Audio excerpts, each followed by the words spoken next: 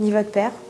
Bah, finalement, je crois que vous êtes l'être le plus vulnérable qui existe sur Terre. Je pense que les enfants sont déjà très discriminés, mais alors des enfants sans parents, c'est encore plus difficile. Ma mère faisait plusieurs procédures, donc des procédures en France et en Algérie pour tenter de nous récupérer. Et bon, ça continue comme ça. Et un jour, ma mère arrive à l'école.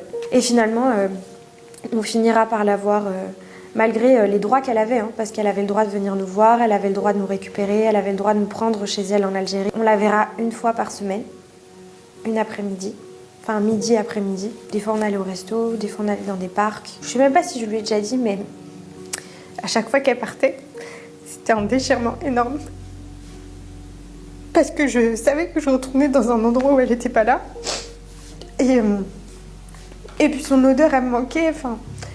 Ma mère, elle me manquait, quoi. Quand je suis malade, j'ai pas le droit de le dire. Parce qu'il faut pas le dire trop fort, sinon les voisins vont l'entendre. Les sondes urinaires, ça va, j'en ai assez. Un jour, je crois qu'il m'en a manqué. Et du coup, je les ai lavés. Je les lavais, ouais, je les ai lavés à la javel. Ça faisait déjà 2 ans.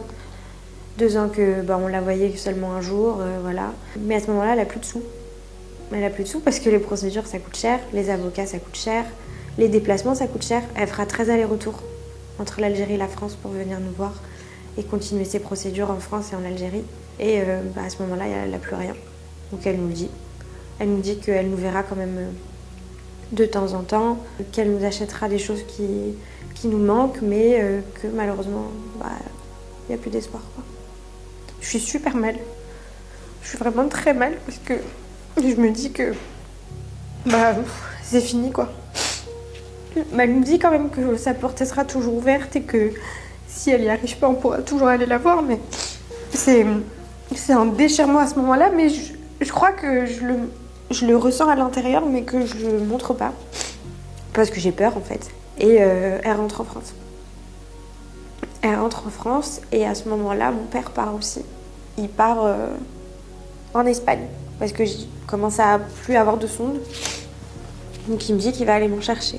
Et nous, on n'était pas au courant, mais il y a un mandat d'arrêt Schengen qui a été mis en place par les autorités françaises. Et que, du coup, cette personne-là, dès qu'elle rentrera dans le territoire européen, sera prise en charge par la police du pays. Donc mon père est pris en Espagne et amené dans une maison d'arrêt en Île-de-France. Je sais juste qu'on lui dit que cette fois, en fait, il faut qu'il nous ramène parce que voilà, il risque je sais plus combien de temps de prison.